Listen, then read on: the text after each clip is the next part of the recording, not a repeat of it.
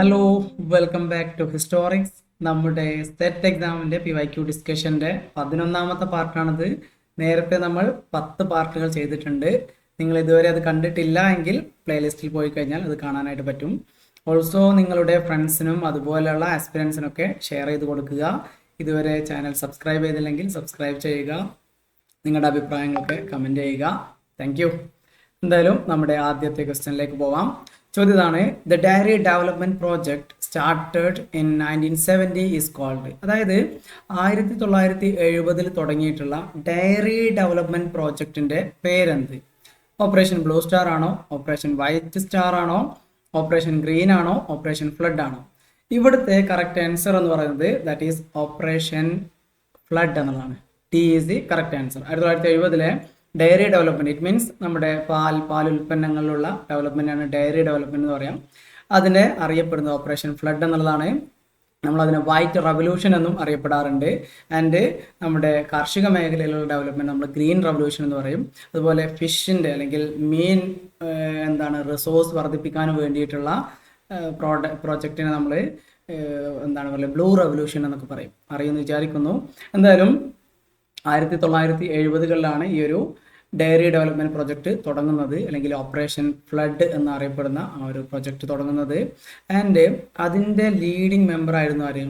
Doctor Varghese Kurian. അറിയാലോ, ഇന്ത്യയുടെ പാൽക്കാരൻ എന്നൊക്കെ അറിയപ്പെടുന്ന ഡോക്ടർ വർഗീസ് കുര്യൻ, അദ്ദേഹമാണ് അതിൻ്റെ ലീഡർ എന്ന് പറയുന്നത്. അദ്ദേഹത്തിനാണ് നമ്മൾ വൈറ്റ് റവല്യൂഷൻ എന്നൊക്കെ അറിയപ്പെടുന്നത്. അദ്ദേഹത്തിനാണ് നമ്മൾ ഇന്ത്യയുടെ മിൽക്ക് മാൻ എന്നൊക്കെ, father of white revolution, milk man of India, ഇതിലൊക്കെ അറിയപ്പെടുന്നതും ഡോക്ടർ വർഗീസ് കുര്യനാണ്. കൂടുതൽ ഞാൻ പറയുന്നില്ല, നിങ്ങൾ ആ ഒരു പാർട്ട് പഠിക്കുമ്പോൾ കൂടുതൽ നമുക്ക് ഡിസ്കസ് ചെയ്യാം. അടുത്തത്, which one was related to the declaration of emergency in 1975? 1975 emergency ഡിക്ലറേഷനായിട്ട് ബന്ധപ്പെട്ട് വരുന്ന കേസ് ഏത്? Pakistan's war on India, Harshad Mehta case, Nagarwala case, Shah Bano case. ഇവിടെ കറക്റ്റ് ആൻസർ എന്ന് പറയുന്നത് 1975 എമർജൻസിക്ക് കാരണമായിട്ടുള്ളത് ഓപ്ഷൻ സി നഗർവാല കേസ് എന്നുള്ളതാണ്.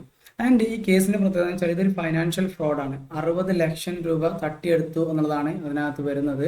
ശരിക്കും ഇന്ദിരാഗാന്ധിയുടെ പെർമിഷനോട് കൂടി ചെയ്ത്, നിങ്ങൾ എന്താണ് പറയല്, വല്ലാത്തൊരു കഥയിൽ ഒരു എപ്പിസോഡ് ഉണ്ട് ഇതുമായിട്ട് ബന്ധപ്പെട്ട്, ജസ്റ്റ് കയറി നോക്കിയാൽ മതി. ഒരു കബളിപ്പിക്കൽ ഫൈനാൻഷ്യൽ ഫ്രോഡാണ് ശരിക്കും അതിൽ നടന്നിട്ടുള്ളത് എന്ന് ചുരുക്കം. എന്തായാലും അതൊരു ലിങ്ക് ചെയ്തിട്ടാണ് ശരിക്കും എമർജൻസി വരുന്ന ഒരുപാട് കാരണങ്ങളുണ്ട്. അക്കൂട്ടത്തിലൊരു കാരണമാണ് ഈ പറഞ്ഞിട്ടുള്ളതിൽ വരുന്നത് നഗർവാല കേസ് എന്നുള്ളതാണ്. അതിന് അടുത്തൊരു ചോദ്യം നോക്കാം. The main purpose of the Mandal commission was to enquire into the condition of the, അതായത് മണ്ഡൽ കമ്മീഷന്റെ ലക്ഷ്യം എന്തായിരുന്നു? ആരുടെ കണ്ടീഷനാണ് ഇത് നോക്കിയിരുന്നത്? Muslim minority, backward classes, Anglo Indian community, Sikh minority. ഇവിടെ ഈ മണ്ഡൽ കമ്മീഷൻ എന്ന് പറയുന്നത് ബാക്ക്വേർഡ് ക്ലാസസിൻ്റെ അതുമായിട്ട് ബന്ധപ്പെട്ട് വരുന്ന ഒരു കമ്മീഷനാണ് മണ്ഡൽ കമ്മീഷൻ എന്ന് പറയുന്നത്. അതിൻ്റെ ചെയർമാൻ ആയിരുന്നു ആര്? BP മണ്ഡൽ എന്ന് പറയുന്നത്. അതുകൊണ്ടാണ് അതിനെന്ത് ചെയ്യുന്നത് മണ്ഡൽ കമ്മീഷൻ എന്ന് അറിയപ്പെടുന്നത്. ആൻഡ് ഈ മണ്ഡൽ കമ്മീഷൻ അപ്പോയിന്റ് ചെയ്തിട്ടുള്ളത് it was in 1979 January 1. Okay, 1979 ചെയ്തിട്ടുള്ളത് മണ്ഡൽ കമ്മീഷൻ അപ്പോയിന്റ് ചെയ്തിട്ടുണ്ടായിരുന്നത്. മണ്ഡൽ കമ്മീഷന്റെ ലക്ഷ്യം എന്ന് പറയുന്നത് OBC, അതായത് അതർ ബാക്ക്വേർഡ് ക്ലാസസിനെ ഫൈൻഡ് ഔട്ട് ചെയ്യുക, അവർക്ക് വേണ്ട പ്രൊവിഷൻസ് കൊണ്ടുവരിക എന്നുള്ളതൊക്കെ ആയിരുന്നു. ഇതിൻ്റെ അടുത്തത്, which one of the following missiles is manufactured in collaboration with Russia? റഷ്യയുമായിട്ട് സഹകരിച്ചിട്ട് നിർമ്മിച്ചിട്ടുള്ള മിസൈൽ ഏത് എന്നുള്ളതാണ്. പൃഥ്വിയാണോ, ആകാശാണോ, അഗ്നി 3 ആണോ, ബ്രഹ്മോസ് ആണോ?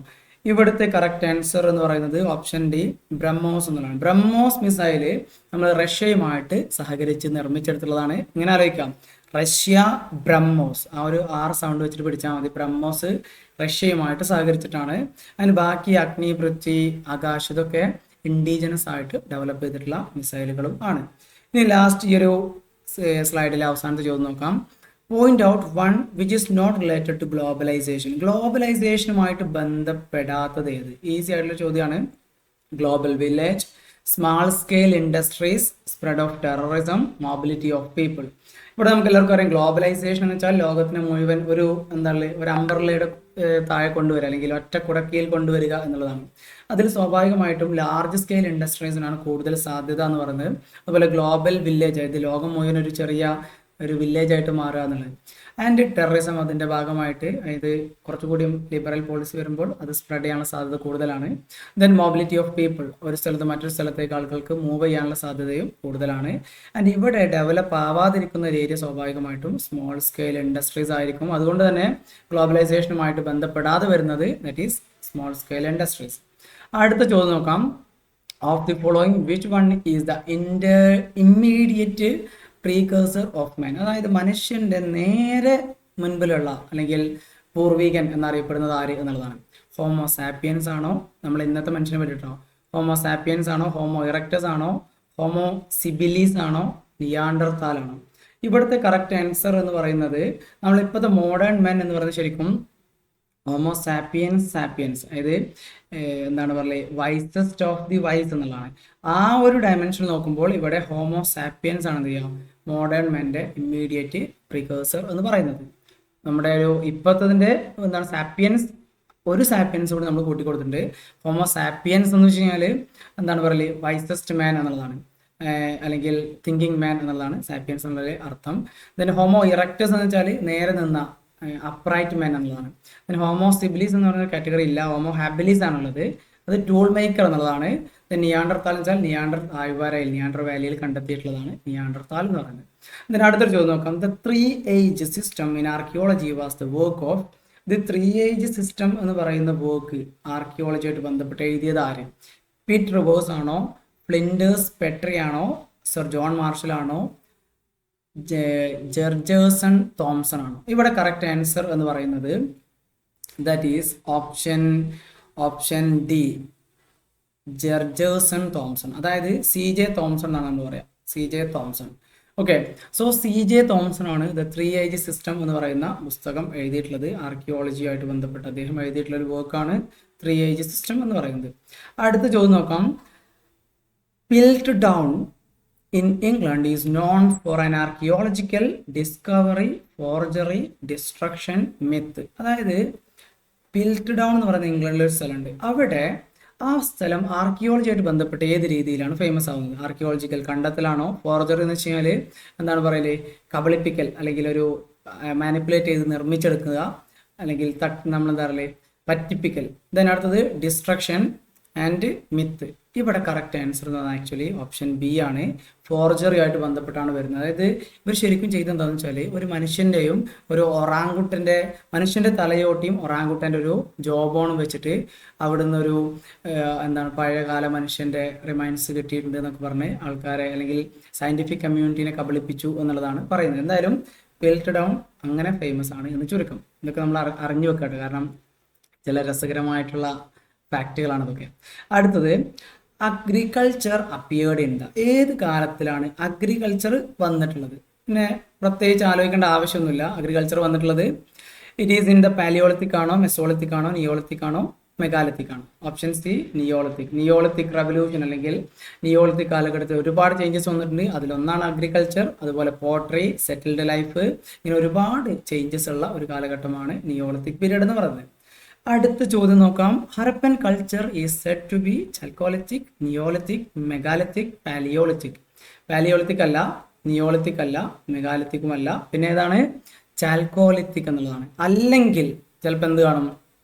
ബ്രോൺസ് ഏജ് അല്ലെ, ബ്രോൺസ് ഏജ് എന്നും നമുക്ക് പറയാം, അല്ലെങ്കിൽ മെയിനായിട്ട് നമ്മൾ ബ്രോൺസ് ഏജ് എന്നാണ് പറയാറ്. പക്ഷേ ഇവിടെ ചാൽക്കോലിത്തിക് എന്നുള്ളതാണ് നമുക്ക് സ്യൂട്ടബിൾ ആയിട്ട് വരുന്നത്. ചാൽക്കോലിത്തിക് എന്ന് വെച്ചാൽ കോപ്പർ സ്റ്റോൺ ഏജ് എന്നുള്ളതാണ്. അതായത് കോപ്പറും സ്റ്റോണും ഒരേ സമയം ഉപയോഗിച്ചിട്ടുള്ള കാലഘട്ടത്തിന് നമ്മൾ ചെയ്യുന്നത് ചാൽക്കോലിത്തിക് എന്ന് പറയുന്നത്.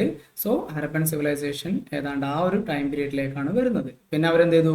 ബ്രോൺസ് യൂസ് ചെയ്തിരുന്നു. അതുകൊണ്ട് തന്നെ അതിന് നമ്മൾ ബ്രോൺസ് ഏജ് എന്നും പറയുന്നു എന്ന് മാത്രം.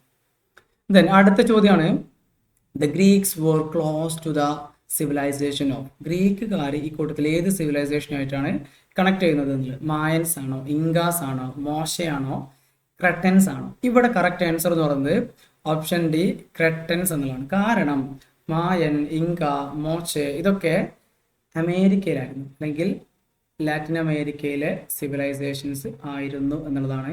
സോ ഇവിടെ നമ്മുടെ ഗ്രീക്കുകാരുമായിട്ട് ബന്ധപ്പെട്ട് കണക്റ്റഡ് ആവുന്നത് ക്രെറ്റൻസ് എന്നുള്ളതാണ്. ദെൻ അടുത്തത് വളരെ ഇമ്പോർട്ടൻ്റ് ആയിട്ടുള്ള ചോദ്യമാണ്. Athens was known for the form of government called plutocracy, democracy, oligarchy, autocracy. നമുക്കെല്ലാവർക്കും അറിയാം ഗ്രീസിലെ സിറ്റി സ്റ്റേറ്റ് ആയിരുന്ന Athens is famous for the development of democracy. നമ്മൾ എന്താ പറയല്, ക്രാഡിൽ ഓഫ് ഡെമോക്രസി എന്ന് പറയാം. ഡെമോക്രസിയുടെ കളിത്തൊട്ടിൽ, ജനാധിപത്യത്തിന്റെ കളിത്തൊട്ടിൽ എന്നൊക്കെ അറിയപ്പെടുന്നത് ഏതൻസ് ആണ്. എന്തായാലും ഇവിടെ കറക്റ്റ് ആൻസർ എന്ന് പറയുന്നത് ഡെമോക്രസി എന്നുള്ളതാണ്. അടുത്ത ചോദ്യമാണ്, the most enduring contribution of Rome to the world is its Latin language, Julian calendar, Latin Catholicism, then hieroglyphics. Hieroglyphics എന്തായാലും എല്ലാം എല്ലാവർക്കും അറിയാം, ഈജിപ്തുമായിട്ട് ബന്ധപ്പെട്ട് വരുന്നതാണ്. ദെൻ കാത്തോലിസിസം അതുമായിട്ട് ബന്ധപ്പെട്ട് വരുന്നതല്ല. ഇവിടെ കറക്റ്റ് ആൻസർ എന്ന് പറയുന്നത് റോമിന്റെ ആ ഒരു തുടക്കം അല്ലെങ്കിൽ വേൾഡിലെ ഒരു കോൺട്രിബ്യൂഷൻ എന്ന് പറയുന്നത് ജൂലിയസ് സീസർ കൊണ്ടുവന്ന ജൂലിയൻ കലണ്ടർ എന്നുള്ളതാണ്. ലാറ്റിൻ ലാംഗ്വേജ് ഒക്കെ അതിനകത്ത് വരുമെങ്കിൽ ഇവിടെ മോസ്റ്റ് ഇമ്പോർട്ടൻ്റ് ആയിട്ട് വരുന്നത് ജൂലിയൻ കലണ്ടർ എന്നുള്ളതാണ്. ദെൻ അടുത്ത ചോദ്യം എന്ന് വെച്ചാൽ, ഓക്കെ, ജൂലിയസ് സീസർ ആണ് ജൂലിയൻ കലണ്ടർ വന്നത് 46 BC ചെയ്യുന്നത് അതിൻ്റെ ഒരു ഫൗണ്ടേഷൻ അല്ലെങ്കിൽ അതിൻ്റെ തുടക്കം എന്ന് പറയുന്നത്. ഇനി അടുത്തതാണ്, ancient Roman history records a fight between the patricians and plebeians of 2 orders, 3 orders, 4 orders, 5 orders. ഇവിടെ കറക്റ്റ് ആൻസർ എന്ന് പറയുന്നത് ഓപ്ഷൻ എ 2 orders എന്നുള്ളതാണ്. ആൻഡ് പാട്രീഷ്യൻസ് എന്ന് വെച്ച് കഴിഞ്ഞാൽ അവിടെ ഉണ്ടായിരുന്ന പാട്രീഷ്യൻ എന്ന് പറഞ്ഞാൽ അരിസ്റ്റോക്രാറ്റ്സ് എന്നതാണ്. അരിസ്റ്റോക്രാറ്റ്സ് ആണ് പാട്രീഷ്യൻസ് എന്ന് പറയുന്നത്. പ്ലെബിയൻസ് എന്ന് പറയുന്നത് അവിടെ ഉണ്ടായിരുന്ന കോമൺസും ആണ്. ഓക്കെ, സോ പാട്രീഷ്യൻ എന്താണ്, പ്ലെബിയൻ എന്താണ് എന്നും മറന്നുകൊണ്ട. ഇതിന് അടുത്തൊരു ചോദ്യമാണ്, the Greek philosopher who emphasised that the foundation of every state is the education of its youth. അതായത് ഓരോ സ്റ്റേറ്റിന് ഫൗണ്ടേഷൻ എന്ത് ചെയ്യണം, അതിൻ്റെ എഡ്യൂക്കേഷൻ ഓഫ് യൂത്തുമായിട്ട് ബന്ധപ്പെട്ടാവണം എന്നുള്ള അഭിപ്രായം മുന്നോട്ട് വെച്ചത് ഏത് ഗ്രീക്ക് ഫിലോസഫറാണ് എന്നുള്ളതാണ്. And Diogenes, Aristotle, Pyrrho, Socrates. ഇവിടെ കറക്റ്റ് ആൻസർ എന്ന് പറയുന്നത് ഓപ്ഷൻ എ ഡയോജീനസ് എന്നുള്ളതാണ്. അദ്ദേഹമാണ് എഡ്യൂക്കേഷനുമായിട്ട് ബന്ധപ്പെട്ട് ഇങ്ങനെ ഒരു സ്റ്റേറ്റ്മെന്റ് മുന്നോട്ട് വെക്കുന്നത്. ഇതിന് അടുത്ത ചോദ്യമാണ്, the feudal lord in China were known as. ചൈനയിൽ ഫ്യൂഡൽ ലോർഡ്സ് എന്ത് പേരിൽ അറിയപ്പെട്ടു? സോഹു എന്നാണോ, വാങ് എന്നാണോ, മിങ് എന്നാണോ, മാഞ്ചു എന്നാണോ? ഇവിടുത്തെ കറക്റ്റ് ആൻസർ എന്ന് പറയുന്നത് ഓപ്ഷൻ ബി വാങ് എന്നുള്ളതാണ്. ഇത്ര ആലോചിക്കാം, ഫ്യൂഡൽ ലോർഡ്സ് ആണല്ലോ. അപ്പം എന്തായിരുന്നു, സാധാരണക്കാരായിട്ടുള്ള ആൾക്കാരുടെ അടുത്ത് സെർഫിൻ്റെ അടുത്ത് വാങ്ങുന്ന ആളായിരുന്നു. അവിടുന്ന് അരി ധാന്യങ്ങളൊക്കെ വാങ്ങിയിരുന്നത് ഫ്യൂഡൽ ലോർഡായിരുന്നു എന്നുള്ള രീതിയിൽ ആലോചിക്കുക. ഫ്യൂഡൽ ലോർഡ് ചൈനയിൽ അറിയപ്പെടുന്നത് വാങ് എന്നുള്ള പേരിലാണ്. ദെൻ ഫ്യൂഡലിസം എന്നാൽ എന്ത്? Feudalism means grant of land in lieu of service done to the owner, grant of rank, grant of subsidy, grant of payment. നമുക്ക് എല്ലാവർക്കും അറിയാം ഫ്യൂഡലിസം എന്ന് പറയുന്നത് it is related to land, അതായത് ലാൻഡ് ഗ്രാൻഡുമായിട്ട് ബന്ധപ്പെട്ട് വരുന്ന ഒരു സംഗതിയാണ് ഫ്യൂഡലിസം എന്ന് പറയുന്നത്. സോ ഇവിടുത്തെ ഒരു കോണ്ടെക്സ്റ്റിൽ ഇവിടുത്തെ ആൻസർ എന്ന് പറയുന്ന option A grand of land എന്നുള്ളതാണ്. നമ്മുടെ ജോലിക്ക് പകരം ലാൻഡ് കൊടുക്കുന്നു. മാനർ എന്നുള്ളത് ഫീഫ് എന്നുള്ള നിങ്ങൾക്ക് അറിയുന്നുണ്ടായിരിക്കും. ഫ്യൂഡലിസം എന്നുള്ള വാക്ക് പ്രൊജ്യൂം ചെയ്തു വന്നത് പീസ് ഓഫ് ലാൻഡ് എന്നുള്ള വാക്കിൽ നിന്നാണ്. ഇതൊക്കെ പഠിച്ചിട്ടുണ്ടായിരിക്കും എന്ന് വിചാരിക്കുന്നു. എന്തായാലും അടുത്തൊരു ചോദ്യമാണ്, the crusades were fought for winning or holding. Crusades ഏത് സ്ഥലത്തിനെ പിടിച്ചെടുക്കാൻ അല്ലെങ്കിൽ ഏതിനെ കൺട്രോൾ ചെയ്യാൻ വേണ്ടിയിട്ടാണ് ക്രൂസേഡ്സ് നടത്തിയിരുന്നത്? എയ്ഡൻ ആണോ, ഇസ്താംബുൾ ആണോ, പാലസ്തീൻ ആണോ, ജെറുസലേം ആണോ? ഇവിടുത്തെ കറക്റ്റ് ആൻസർ എന്ന് പറയുന്നത് ഓപ്ഷൻ ഡി ജെറുസലേം എന്നതാണ്. നമുക്ക് എല്ലാവർക്കും അറിയാം 3 റിലീജിയൻ, ഇസ്ലാം, ക്രിസ്ത്യാനിറ്റി, ജുദായിസം, ഇവർക്ക് 3 പേർക്കും ഒരുപോലെ സേക്രഡ് ആയിട്ടുള്ള ഒരു പ്ലേസ് ആണ് ജെറുസലേം എന്ന് പറയുന്നത്. സോ ഈ ജെറുസലേമിന്റെ നിയന്ത്രണം ഏറ്റെടുക്കുന്ന അല്ലെങ്കിൽ അതിനെ നിയന്ത്രിക്കാൻ വേണ്ടിയിട്ട് 1096 മുതൽ 1291 വരെയുള്ള കാലഘട്ടത്തിൽ വ്യത്യസ്ത സമയങ്ങളിലായിട്ട് ഏതാണ്ട് 9 കുരിശ് യുദ്ധങ്ങൾ നടന്നിട്ടുണ്ടായിരുന്നു. സോ വെസ്റ്റേൺ വേൾഡിൽ നിന്ന് ക്രൂസേഡേഴ്സ് ഈ പറഞ്ഞ മിഡിൽ ഈസ്റ്റിലേക്ക് വരുന്നു. എന്നിട്ട് അവർ ജെറുസലേമിനെ ലിബറേറ്റ് ചെയ്യാൻ വേണ്ടി ശ്രമിക്കുന്നു. And ultimately Muslims became victorious എന്നുള്ളതാണ്. ഏതായാലും പല തവണകളിലായിട്ട് ഈ പറഞ്ഞ കുരിശ് യുദ്ധത്തിൽ എന്താണ് പറയലേ, വെസ്റ്റേൺ അല്ലെങ്കിൽ ക്രൂസേഡേഴ്സ് വിജയിക്കുകയൊക്കെ ചെയ്തിട്ടുണ്ട്. ഈ കുരിശ് യുദ്ധം എന്ന് പറയുന്നത് ഒരുപാട് ചേഞ്ചസ് ലോകത്ത് ഉണ്ടാക്കിയിട്ടുള്ള ഒരു ഇവന്റ് കൂടിയാണ്. ഈസ്റ്റും വെസ്റ്റും തമ്മിലുള്ള ആ ഒരു ട്രേഡിന്റെ ആസ്പെക്റ്റിലൊക്കെ ഒരുപാട് ചേഞ്ച് ഉണ്ടാക്കിയിട്ടുള്ള ഇവന്റ് കൂടിയാണ്. ഞാനിപ്പോൾ അതിലേക്ക് പോകുന്നില്ല. ആൻഡ് അടുത്ത ഒരു ചോദ്യമാണ്, അഗെയിൻ ഈ ഒരു കുരിശ് യുദ്ധം തന്നെ ബന്ധപ്പെട്ട് വരുന്നതാണ്. In 1095 AD the then pope took a decision to declare the crusade at the meeting of the, അതായത് ആ സമയത്തെ പോപ്പിന്റെ പേരെന്താണെന്ന് അറിയോ? Pope Urban second. Okay, Urban second ഏത് മീറ്റിംഗിൽ വെച്ചിട്ടാണ് ഈ ഒരു ക്രൂസേഡ്സിന്റെ ഡിക്ലറേഷൻ നടത്തിയത് എന്നുള്ളതാണ്. So great council of Trent, great council of Vatican, great council of Clermont, great council of Constantinople. ഇവിടുത്തെ കറക്റ്റ് ആൻസർ എന്ന് പറയുന്നത് option C great council of Clermont എന്നുള്ളതാണ്. അത് ഫ്രാൻസിലാണ് കേട്ടോ. Okay, it is in France. അവിടെ വെച്ചിട്ടാണ് അർബൻ സെക്കൻഡ് എന്നത് ഈ ക്രൂസേഡിനെ പറ്റിയിട്ടുള്ള പ്രഖ്യാപനം നടത്തുന്നത്. Then അടുത്ത ചോദ്യമാണ് a capitalist system in which the government had no control over market and property right. ഗവൺമെന്റിന് മാർക്കറ്റിലും അതുപോലെ പ്രോപ്പർട്ടിന്റെ മുകളിലൊന്നും ഒരു കൺട്രോളും ഇല്ലാത്ത ഒരു കൈൻഡ് ഓഫ് ക്യാപിറ്റലിസ്റ്റ്, ഒരു ലിബറൽ സിസ്റ്റം ഈ പറയുന്നതിൽ ഏത്? ഫ്യൂഡലിസം ആണോ, മെർക്കന്റലിസം ആണോ, ലിബർട്ടിസം ആണോ, ലേസിയസ് ഫെയർ സിസ്റ്റം ആണോ? ഇതിനകത്ത് കറക്റ്റ് ആൻസർ എന്ന് പറയുന്നത് ഓപ്ഷൻ ഡി ലേസിയസ് ഫെയർ എന്നുള്ളതാണ്. ഇങ്ങനെ ആലോചിക്കുക, ഗവൺമെന്റ് ലേസി ആയിട്ട് മടിച്ച് ഒരു മൂലയ്ക്ക് ഇരുന്നാൽ മതി, ബാക്കി കാര്യങ്ങളൊക്കെ മാർക്കറ്റിലെ കാര്യങ്ങളൊക്കെ ആരും നോക്കിക്കോളും, ഡിമാൻഡും സപ്ലൈയും നോക്കിക്കോളും എന്നുള്ളതാണ്. മാർക്കറ്റ് അതിന്റെ സ്വന്തം ഇഷ്ടം എന്ത് ചെയ്തോളും, ഡിറ്റർമൈൻ ചെയ്തോളും എന്നുള്ളതാണ്. ഈ ലേസിയസ് ഫെയർ എന്നുള്ള വാക്ക് ആക്ച്വലി എമേർജ് ചെയ്ത് വന്നിട്ടുള്ളത് ഒരു ഫ്രഞ്ച് വാക്കിൽ നിന്ന് അല്ലെങ്കിൽ ഒരു ഫ്രഞ്ച് ടേമിൽ നിന്നാണ്.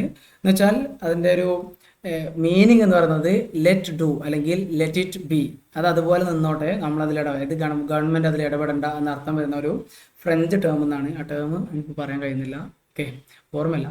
ഇനി അടുത്തത് ഈ ഒരു ലേസിയസ് ഫെയറിന്റെ വക്താക്കളിൽ പെട്ടിരുന്ന പ്രധാനപ്പെട്ട ഒരു ക്ലാസിക്കൽ എക്കണോമിസ്റ്റ് ആയിരുന്നു ആര്? ആദം സ്മിത്ത് എന്ന് പറയുന്നത്. അതും ഓർത്തു വെക്കുക. ദെൻ അടുത്തൊരു ചോദ്യമാണ് point out the event that marked the end of middle ages. അതായത് ലോക ചരിത്രത്തിൽ മിഡീവൽ കാലഘട്ടത്തിന്റെ അവസാനം എന്ന് പറയുന്നത് ഏത് ഇവന്റ് ആണ്? Invention of the rotation of heavenly bodies, capture of Constantinople by the Turks, invention of the mariner's compass, discovery of the existence of a university at Cordoba. ഇവിടെ കറക്റ്റ് ആൻസർ എന്ന് പറയുന്നത് നമുക്ക് എല്ലാവർക്കും അറിയാം, 1453 AD അല്ലെങ്കിൽ C സമയത്ത് സംഭവിച്ചു. Constantinople Ottoman Turks പിടിച്ചടക്കി എന്നുള്ളതാണ്. അതോട് കൂടിയിട്ട് ലോക ചരിത്രത്തിൽ മധ്യകാലഘട്ടം അവസാനിക്കുകയും ആധുനിക കാലഘട്ടം ആരംഭിക്കുകയും ചെയ്യുന്നു. ആൻഡ് യൂറോപ്യൻസ് ഇന്ത്യയിലേക്ക് അടക്കമുള്ള ഈസ്റ്റേൺ റീജിയണിലേക്ക് കടൽ മാർഗം വഴി അന്വേഷിച്ച് വരാൻ തുടങ്ങുകയും ചെയ്തു. കോൺസ്റ്റാന്റിനോപ്പിൾ ആയിരുന്നു നേരത്തെ ഉണ്ടായിരുന്ന ട്രേഡ് റൂട്ടിന്റെ, നമ്മൾ കോൺസ്റ്റാന്റിനോപ്പിൾ അറിയപ്പെടുന്നത് തന്നെ gate way between Asia and Europe എന്നുള്ളതാണ്. ഇവ തമ്മിലുള്ള ഒരു ഗേറ്റ് വേ ആണ് ശരിക്കും കോൺസ്റ്റാന്റിനോപ്പിൾ എന്ന് പറയുന്നത്. എന്തായാലും കോൺസ്റ്റാന്റിനോപ്പിൾ അവർ അല്ലെങ്കിൽ അതുവഴിയുള്ള ട്രേഡിലെ പ്രാധാന്യം നഷ്ടപ്പെട്ടു, കാരണം അത് ഒട്ടോമൻ ടർക്സ് കൺട്രോൾ ചെയ്യാൻ വേണ്ടി തുടങ്ങി എന്നുള്ളതാണ്. അതിനുശേഷമാണ് യൂറോപ്യൻസ് ഒരു കടൽ മാർഗം വഴിയൊക്കെ കണ്ടെത്തി ഇറങ്ങുന്നത്. അടുത്ത ചോദ്യമാണ് മാച്ച് ദ ഫോളോയിങ് ആണ്. Boccaccio rotation of the heavenly bodies, Thomas More praise of folly, Copernicus Utopia, Erasmus Decameron. ഇവിടെ കറക്റ്റ് ആൻസർ എന്ന് പറയുന്നത് നോക്കാം, ബൊക്കാഷിയോയുടെ വർക്കാണ് ഡികാമറൂൺ എന്ന് പറയുന്നത് അല്ലേ.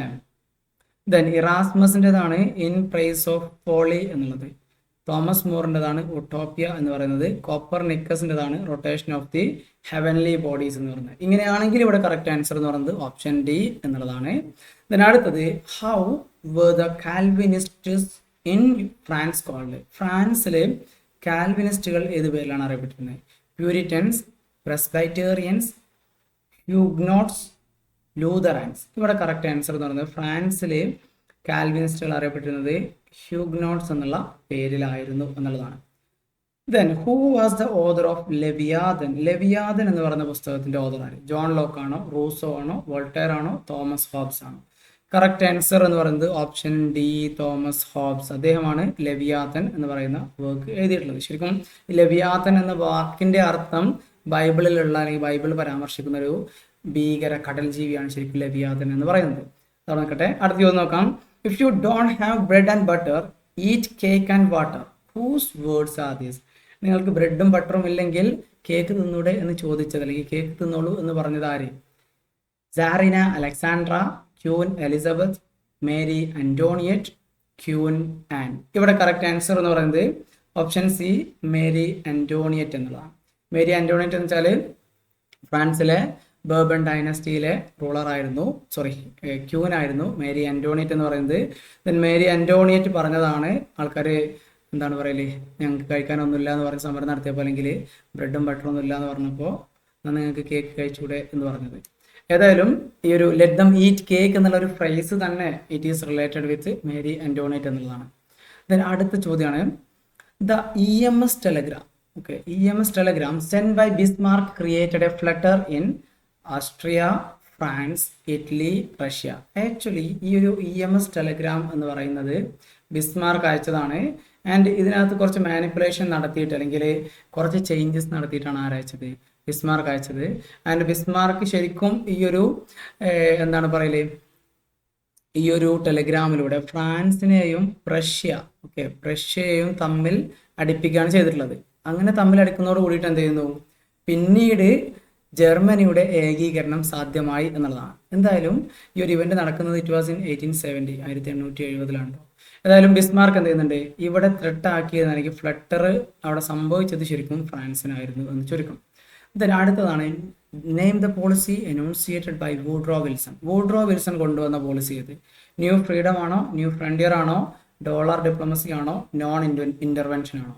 ഇവിടുത്തെ കറക്റ്റ് ആൻസർ എന്ന് പറയുന്നത് ഓപ്ഷൻ എ, ന്യൂ ഫ്രീഡം എന്നുള്ളതാണ്. വൂഡ്രോ വിൽസന്റെ ഒരു ഐഡിയ ആയിരുന്നു ന്യൂ ഫ്രീഡം എന്ന് പറയുന്നത്. ഒന്നുകൂടിയും എന്താണ് പറയുക, ലിബറൽ പോളിസീസ് ഇൻട്രൊഡ്യൂസ് ചെയ്യുക, മാർക്കറ്റിനെ ഫ്രീ ആയിട്ട് വിടുക, ഇതൊക്കെയാണ് ന്യൂ ഫ്രീഡത്തിന്റെ ഒരു ഐഡിയാസ് എന്ന് പറയുന്നത്. The name the monk who influenced tsarina Alexandra. അതായത് റഷ്യൻ ക്യൂൻ. ഇനി ഞാൻ ബാക്കി പറയേണ്ടെന്ന് വിചാരിക്കുന്നു. ഓക്കെ, പാട്ട് കേട്ടിട്ടുണ്ടായിരിക്കും, റാസ്പുട്ടിൻ കേട്ടില്ലേ? സോ റാസ്പുട്ടിൻ റഷ്യൻ ക്യൂവിനെ ഇൻഫ്ലുവൻസ് ചെയ്തിട്ടുണ്ടായിരുന്നു. ആൻഡ് റഷ്യൻ ക്യൂവിന്റെ പേരാണ് സാറിന അലക്സാണ്ട്ര എന്ന് പറയുന്നത്. ദെൻ റാസ്പുട്ടിൻ എന്ന് പറയുന്ന ഒരു മോങ്ക് അല്ലെങ്കിൽ ഒരു മന്ത്രവാദി ആയിരുന്നു ആ പറഞ്ഞ സാറിന അലക്സാണ്ട്രയെ കൺട്രോൾ ചെയ്തിരുന്ന, അവരെ നിയന്ത്രിച്ചിരുന്ന, അവരെ എന്താണ് മയക്കിയെടുത്തിട്ടുള്ള ആ ഒരു മോങ്ക് എന്ന് പറയുന്നത്. ആൻഡ് ഈ സാറിന അലക്സാണ്ട്ര വാസ് ദി എന്താണ് വൈഫ് ഓഫ് റഷ്യൻ മൊണാർക്ക്. അയാളുടെ പേരായിരുന്നു സാർ നിക്കോളാസ് സെക്കൻഡിന്റെ വൈഫായിരുന്നു ആര്, സാറിന അലക്സാണ്ട്ര എന്ന് പറയുന്നത്. ആൻഡ് ഈ റാസ്പുട്ടിൻ ശരിക്കും എങ്ങനെയാണ് ഈ സാറിന അലക്സാണ്ട്രയെ നിയന്ത്രിച്ചിരുന്നത് വെച്ചാൽ, ഇവരുടെ ഒരു മകൻ ഉണ്ടായിരുന്നു അലക്സി. ആൻഡ് ഈ അലക്സിയെ അസുഖം, ഈ അലക്സിക്ക് ശരിക്കും ഹീമോഫീലിയ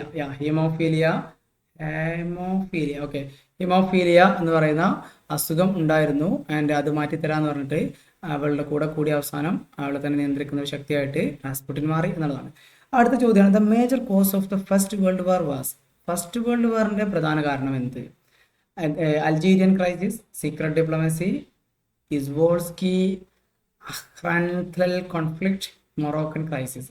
ഇതിനകത്ത് most of the things are related with first world war. പക്ഷേ ഇവിടെ ഇതിന്റെ കോർ റീസൺ ആയിട്ട് ഇവിടെ നമുക്ക് എടുക്കാൻ പറ്റുന്നത് ഓപ്ഷൻ ബി, സീക്രട്ട് ഡിപ്ലോമസി എന്നുള്ളതാണ്. മറ്റുള്ളതൊക്കെ എന്ത് ചെയ്യുന്നുണ്ട്, ഇതുമായിട്ട് ബന്ധപ്പെട്ട് തന്നെ വരുന്നതാണ്. സീക്രട്ട് ഡിപ്ലോമസി എന്ന് പറയുമ്പോൾ ഈ രഹസ്യമായിട്ടുള്ള സഖ്യങ്ങൾ, സൈനിക സഖ്യങ്ങൾ അവർ ഉണ്ടാക്കുക എന്നുള്ളത് ഒരു വലിയ പ്രശ്നമായിരുന്നു. അതാണ് പിന്നീട് ഈ പറഞ്ഞ യുദ്ധങ്ങളിലേക്ക് നയിച്ചിട്ടുള്ളത്. അടുത്തതാണ് ജപ്പാൻ കോൺകേർഡ് മാഞ്ചൂറിയ. ഏത് വർഷത്തിലാണ് ജപ്പാൻ മാഞ്ചൂറിയ പിടിച്ചടക്കിയത്? വർഷം 1931 ആണ്. ആൻഡ് മാസം എന്ന് പറയുന്നത് that is in September 1931. 1931 September മാസത്തിലാണ് ജപ്പാൻ മാഞ്ചൂറിയ പിടിച്ചടക്കിയത്. എൻ്റെ അറിയുന്നുണ്ടായിരിക്കും, ജപ്പാൻ മാഞ്ചൂറിയ പിടിച്ചടക്കിയപ്പോൾ മിണ്ടാതിരുന്ന ലീഗ് ഓഫ് നേഷൻ എന്നുള്ളത് ലീഗ് ഓഫ് നേഷൻ്റെ ഒരു പരാജയമായിട്ടാണ് പറയുന്നത്. അടുത്ത ചോദ്യമാണ്, the historian whom the Nazis murdered in 1944. 1944 നാസികൾ കൊലപ്പെടുത്തിയ ചരിത്രകാരൻ ആര്? Henri Berr, Marc Bloch, Lucien Febvre, Ferdinand Braudel. അറിയാലോ, അനാൾസ് ഹിസ്റ്റോറിയൻ ആയിരുന്ന മാർക്ക് ബ്ലോക്ക്, അല്ലെങ്കിൽ അതിന്റെ ഫൗണ്ടർ ആയിരുന്നു മാർക്ക് ബ്ലോക്കും ലൂസിയൻ ഫെബറും ആണ് തുടങ്ങിയിട്ടുള്ളത്. എന്തായാലും ഈ മാർക്ക് ബ്ലോക്ക് ഫ്രാൻസിൽ എന്താണ് പറയല്, നാസികൾക്കെതിരെ ഫ്രാൻസിലല്ല, ജർമ്മനിയിൽ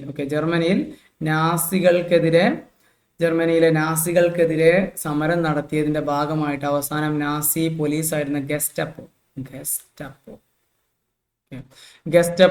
എന്ത് ചെയ്യുന്നുണ്ട്, അദ്ദേഹത്തെ അറസ്റ്റ് ചെയ്യുകയും അവസാനം കൊല്ലുകയും ചെയ്തു എന്നുള്ളതാണ്. അങ്ങനെയാണ് മാർക്ക് ബ്ലോക്ക് മരണപ്പെട്ടിട്ടുണ്ടായിരുന്നത്. ദെൻ അടുത്തതാണ്, of the following reforms of Gorbachev exposed the weakness of the socialist system. ഇതിനകത്ത് ഏത് റിഫോമാണ് എന്താണ് പറയല്, ഗോർബച്ചേവിന്റെ ഈ ഒരു സോഷ്യലിസ്റ്റ് സിസ്റ്റത്തിന്റെ വീക്ക്നെസ് കാണിച്ചത്? Democratisation, urbanisation, commercialisation, industrialisation. ഇതിനകത്ത് കറക്റ്റ് ആൻസർ എന്ന് പറയുന്നത് ഓപ്ഷൻ എ, ഡെമോക്രാറ്റൈസേഷൻ എന്നുള്ളതാണ്. ഓക്കെ, ഈ ഗോർബച്ചേവിന്റെ പോളിസീസ് ആയിരുന്നു ഗ്ലാസ്നോസ്റ്റ്, അതുപോലെ തന്നെ പെരിസ്ട്രോയിക്ക. അറിയുന്നുണ്ടായിരിക്കും. ഗ്ലാസ്നോസ്റ്റ് എന്ന് വെച്ചാൽ ഗ്ലാസ്നോസ്റ്റ് എന്ന് വെച്ചാൽ ഓപ്പൺനെസ്, അതുപോലെ പെരിസ്ട്രോയിക് എന്ന് വെച്ചാൽ റീസ്ട്രക്ചറിങ് എന്നുള്ളതാണ്. ആൻഡ് ഇതിൻ്റെ ഈ ഒരു ഇയർ വരുന്നത് 1991 ആൻഡ് സോഷ്യലിസ്റ്റ് സിസ്റ്റം, അതായത് ഈ USSRൻ്റെ ആ ഒരു സിസ്റ്റം അതോട് കൂടിയിട്ട് അവസാനിക്കുകയാണ് ചെയ്യുന്നത്. കാരണം അതിൻ്റെ പ്രാധാന്യം പിന്നീട് നഷ്ടപ്പെട്ടു എന്നുള്ളതാണ്. ഇനി അടുത്തത്, the international court of justice is located at. എവിടെയാണ് ഇന്റർനാഷണൽ അന്താരാഷ്ട്ര നീതിന്യായ കോടതി സ്ഥിതി ചെയ്യുന്നത്?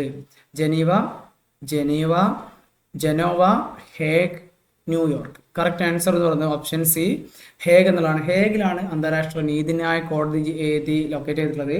അതുപോലെ തന്നെ അവിടെ തന്നെയാണ് അന്താരാഷ്ട്ര ക്രിമിനൽ കോടതി, ഇന്റർനാഷണൽ ക്രിമിനൽ കോർട്ടും ലൊക്കേറ്റ് ചെയ്തിട്ടുള്ളത് അവിടെ തന്നെയാണ്. ഹേഗ് എന്ന് പറയുന്നത് ഇന്നത്തെ നെതർലാൻഡിലാണ് ഹേഗ് സ്ഥിതി ചെയ്തിട്ടുള്ളത്. അടുത്ത ചോദ്യമാണ്, neo liberalism was put forward by. ആരാണ് നിയോ ലിബറലിസം മുന്നോട്ട് വെച്ചത്? ഇംഗ്ലണ്ട് ആണോ, ഫ്രാൻസ് ആണോ, USA ആണോ, ഇന്ത്യ ആണോ? കറക്റ്റ് ആൻസർ എന്ന് പറയുന്നത് നിയോ ലിബറലിസം മുന്നോട്ട് വെച്ചിട്ടുള്ളത് that is option C, USA എന്നുള്ളതാണ്. വെച്ചാൽ അതിനകത്തൊരു മാർക്കറ്റ് ക്യാപിറ്റലിസം, റെഗുലേഷൻ ഒക്കെ ഇല്ലാതെയാക്കുക, പ്രൈവറ്റൈസേഷൻ, ഇതൊക്കെയാണ് ശരിക്കും നിയോ ലിബറലിസം എന്ന് പറയുന്ന ഐഡിയാസ്. ഇനി നമ്മുടെ ഈ ഒരു സെഷനിലെ അവസാനത്തെ ചോദ്യം നോക്കാം. Called war marked the beginning of. Called വാർ എന്തിനാണ് തുടക്കമിട്ടത്? യൂണിപോളാർ സിസ്റ്റം ആണോ, ബൈപോളാർ സിസ്റ്റം ആണോ, മൾട്ടി പോളാർ സിസ്റ്റം ആണോ, ട്രൈപോളാർ സിസ്റ്റം ആണോ? നമുക്ക് എല്ലാവർക്കും അറിയാം കോൾഡ് വാർ എന്ന് പറഞ്ഞു കഴിഞ്ഞാൽ രണ്ട് ശക്തികളാണ് ഉണ്ടായിരുന്നത്. ഒന്ന് USA, മറ്റേത് USSR. ഈ രണ്ട് ശക്തികൾ ചേർത്ത് നമ്മൾ എന്ത് പറയും? അല്ലെങ്കിൽ അങ്ങനെ ഒരു സിസ്റ്റത്തിന് നമ്മൾ എന്ത് പറയും? ബൈപോളാർ, ഇരുധ്രുവ സങ്കല്പം എന്നുള്ളതാണ്. സോ അങ്ങനെയുള്ള സംവിധാനത്തിനാണ് നമ്മൾ ബൈപോളാർ സിസ്റ്റം എന്ന് പറയുന്നത്. Called war started the beginning of the bipolar system. അപ്പോൾ ഇത്രയാണ് നമ്മൾ ഈ ഒരു സെഷനിൽ ഡിസ്കസ് ചെയ്യാനായിട്ടുള്ളത്. അപ്പോൾ ഇതുവരെ ക്ഷമയോടെ കേട്ടിരുന്ന എല്ലാവർക്കും ഒരുപാട് നന്ദി. നിങ്ങൾ മറ്റുള്ള വീഡിയോസൊക്കെ കാണുക, അതുപോലെ സബ്സ്ക്രൈബ് ചെയ്തിട്ടുണ്ടെന്ന് ഉറപ്പുവരുത്തുക, ആൻഡ് നിങ്ങളുടെ ഫ്രണ്ട്സിനൊക്കെ ഷെയർ ചെയ്യുക. തൽക്കാലം ഈ ഒരു സെഷനോട് അവസാനിപ്പിക്കുകയാണ്. മറ്റൊരു വീഡിയോ ആയിട്ട് വരാം. ഇതുവരെ എല്ലാവർക്കും താങ്ക് യു, ബൈ.